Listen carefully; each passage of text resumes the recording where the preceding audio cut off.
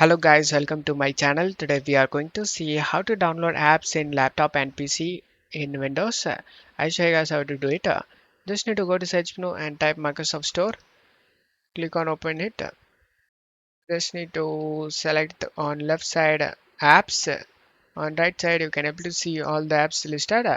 Just need to select the apps you want. For example, I'm gonna select the Instagram.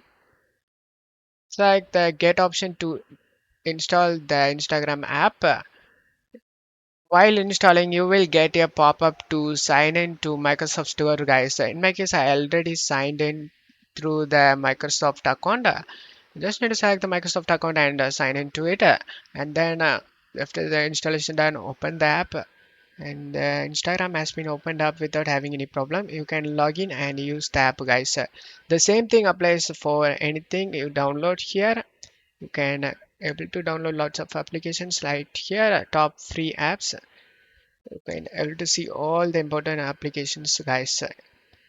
Don't forget to leave a like, guys. Thank you.